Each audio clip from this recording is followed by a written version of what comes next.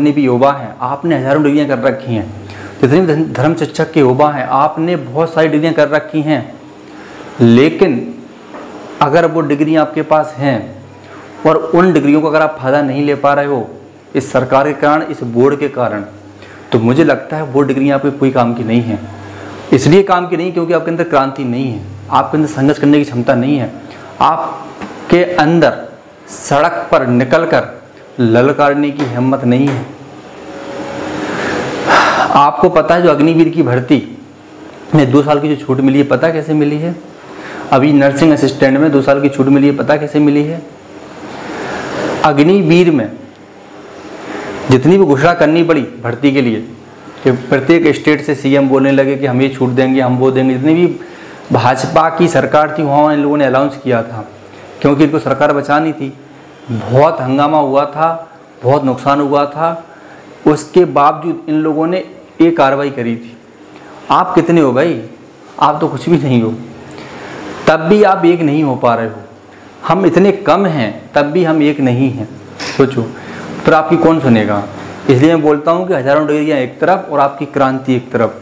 आपके अंदर संघर्ष करने की क्षमता होनी चाहिए। अगर बुंदेलखंड की को फॉलो करते हो, आप वास्तव में मुझे गुरु मानते हो, वास्तव में बुंदेलखंड के मार्गदर्शन लेते हो, तो मैं इतना ही कहूँगा आप लोगों से कि डिग्रियाँ तो कर रहे हो, अच्छी बात है, लेकिन संघर्ष करने की शक्ति पैदा कीजिए आप, क्योंकि आजकल नौकरियाँ छीननी पड़ती हैं, ऐसे आराम से नहीं मिलती हैं। धर्म शिक्षक की भर्ती 2021 में आई थी, अभी तक अधर में लटकी हुई है, कोई फैसला नहीं हुआ है। इनके पास बहाना है कि अभी हमारी भर्ती कोर्ट में है।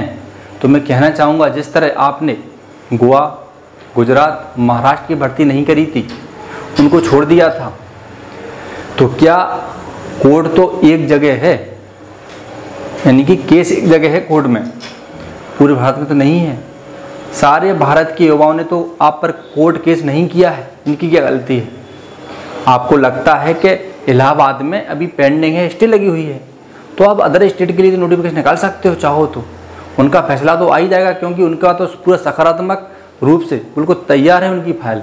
खाली बैठक होना है, खाली एक पेशी होना है वकीलों की, इसके बाद उनका फैसला क्लियर हो जाएगा। नहीं कि उनके पक्ष में आएगा, ये 100% देख लेना आप, उनको न्याय मिलेगा ही मिलेगा। तो मैं कहना चाहूँगा ऐसी बहुत सारी बातें हैं। मैं तो कहूँगा आप उत्तर प्रदेश वाले लड़कों को भी ले लो भर्ती में, कोई प्रॉब्लम नहीं है, लेकिन बात ये सब चीज़ें हम लोग की मनगढ़ंत बातें हैं। हम बहुत अच्छा सोच रहे हैं कि ऐसा हो जाए, वैसा हो जाए, लेकिन होगा कैसे? कैसे होगा? आपके अंदर क्रांति करने की क्षमता होनी चाहिए, लड़ने की क्षमता होनी चाहिए, घर से बाहर निकलने की क्षमता होना चाहिए। आपको पता है आज आप जो परेशान हो रहे हो वो किस कारण है? क्योंकि अभी तक किसी बंदे ने पूरी इच्छा शक्ति के साथ हमारा साथ नहीं दिया था, भले बनारस हो, दिल्ली हो।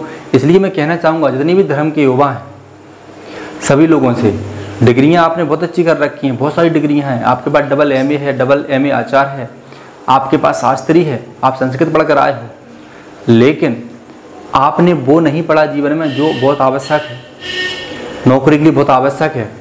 बहुत समय हो गया मैं बता रहा हूँ, अभी तक भर्ती का कोई अता पता नहीं चल रहा है, खाली संकेत मिल रहे हैं हम लोगों को। तो क्या हम हाथ पैर धर के बैठे रहेंगे? क्या लड़के ऐसी डिग्री करते रहेंगे? लड़के डिप्लोमा करने के लिए पागल हैं, पता है आपको। बेचारे उनको लग रहा है कि पता नहीं MA आचार्य के साथ में डिप्लोमा ना मांग लें, तो वो डिप्लोमा करने लगे। उनको पता चला कि कर्मकांड 1 साल का और शास्त्रीय डिग्री से काम नहीं चलेगा, तो MA आचार्य करने लगे। भाई क्या क्या करेंगे ये लोग? हो सकता है कि आगे PhD भी मांगने लगो, PhD भी करेंगे, सब कुछ करेंगे, लेकिन आप डिप्लोमा तो कर लेते हो, आप डिग्रियां तो कर लेते हो, लेकिन आप लड़ नहीं सकते, संघर्ष नहीं कर सकते। तो मुझे लगता है कि आपकी वो मेहनत पूरी फालतू है, कोई मतलब है नहीं उस चीज़ का। मैंने आपको 2 मौके दिए थे, लेकिन आपने उनका फायदा नहीं उठा पाया। उत्तर प्रदेश के जितने भी युवा थे जिन्होंने कोर्ट केस किया, हकीकत में मैं उनको सलाम करता हूँ कि वो लड़े तो कम से कम, कोर्ट केस तो किया उन्होंने। आप तो घर से बाहर स्टेशन तक ना आ पाए, आप दिल्ली ना जा पाए, आप बनारस नहीं जा पाए। इसलिए मैं कहूँगा, मुझे लग रहा है अगर ऐसा ही रहा तो हम लोग फिर से इकट्ठे हो सकते हैं, आपकी आवाज़ हम लोग फिर से दिल्ली तक पहुँचा सकते हैं, क्योंकि कुछ ना कुछ हलचल तो हम लोग करनी पड़ेगी। हलचल का मतलब मेरा तात्पर्य है कि हमको घर से बाहर निकलकर हमको भले आंदोलन करना पड़े, सकारात्मक रूप से अपनी बात रखना पड़े, शांतिमय बात रखना पड़े, एक जगह इकट्ठा होना पड़े तो उसके लिए आप तैयार रहिए। हो सकता है कि वो समय जल्दी आ जाए, यहाँ से अनाउंस हो जाए, क्योंकि हम इतना समय नहीं बैठ सकते हैं, समय बहुत हो चुका है। अब हमें संघर्ष करना ही होगा। ध्यान रखना, मेरे पास इतना समय नहीं रहता है कि मैं ये सब काम करूं, लेकिन आप लोगों के दुख दर्द और आप लोगों की जिज्ञासा को देखकर लगता है कि अब वो समय आ चुका है जहां पर समय संघर्ष मांग रहा है, और आप लोग मेरा साथ दोगे, मुझे पूरा विश्वास है। थोड़ा सा और ध्यान रख लेते हैं हम लोग, इसके बाद आगे क्या करना है हम लोग बताएंगे आप लोगों को, लेकिन अभी बिल्कुल पेशेंस रखे रहो। हो सकता है कुछ नई घोषणा हो जाए, लेकिन ऐसे ही रहा, क्योंकि कम संख्या वालों की कोई नहीं सुनता है। संख्या बल होना बहुत आवश्यक है। आपकी पहुंच बिल्कुल भी नहीं है, ना मेरी पहुंच बिल्कुल नहीं है। मैं बता रहा हूं, हम लोग एक गरीब फैमिली से हैं, मध्यम फैमिली से हैं, जो अपना ओनली सामान्य रूप से अपना काम चला रहे हैं घर परिवार का। कितने युवा हैं जिन्होंने संस्कृत पढ़कर अपने जीवन पर वो गौरव नहीं कर पा रहे हैं, गर्व नहीं कर पा रहे हैं, कमाई नहीं कर पा रहे हैं, नौकरी नहीं कर पा रहे हैं, क्योंकि संस्कृत उनका विषय था। तो संस्कृत वालों को आजकल हर कोई नॉन टेक्निकल मानता है, जो कि टेक्निकल तो संस्कृत ही है, लेकिन उनको कोई नौकरी नहीं देता है।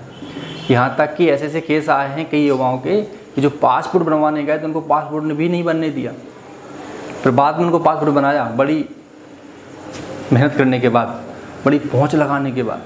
तो ये हाल है संस्कृत की। तो इसलिए मैं बोलूँगा, जितने भी संस्कृत प्रेमी हैं, जितने भी अन्य धर्म से हैं, मौलवी हैं, पादरी हैं, जितने भी अन्य धर्म से हैं, मैं सभी से कहना चाहूँगा, इकट्ठे हो जाओ।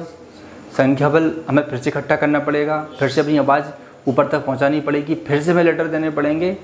और आप लोग सोच रहे होंगे सब इतना सब कुछ होगा तो उसमें कुछ बदलाव नहीं होगा, अग्निवीर भर्ती रिजेक्ट नहीं किया गया। देखो भैया, हम लड़ने वाले हैं, संघर्ष करने वाले हैं, हम परिणाम के बारे में नहीं सोचते हैं। मुझे इतना पता है कि अगर हम कुछ भी एक्टिविटी करेंगे उसके परिणाम जरूर आएंगे, अच्छे आएंगे, क्योंकि हम जो एक्टिविटी करेंगे वो सकारात्मक रूप से करेंगे, बिल्कुल अच्छी तरीके से करेंगे, बिल्कुल धर्म के अनुसार। हम कोई फुटपाती नहीं है जो हम लोग उपद्रव करें या बसों में आग लगाएं। हम लोग शालीनतापूर्ण अपना काम करेंगे। इसलिए मैं सभी से कहूँगा कि अगर ज़्यादा टाइम लगता है तो हम लोग को फिर से एक होने की ज़रूरत पड़ेगी। आप लोग साथ देना। जय हिंद, वंदे मातरम।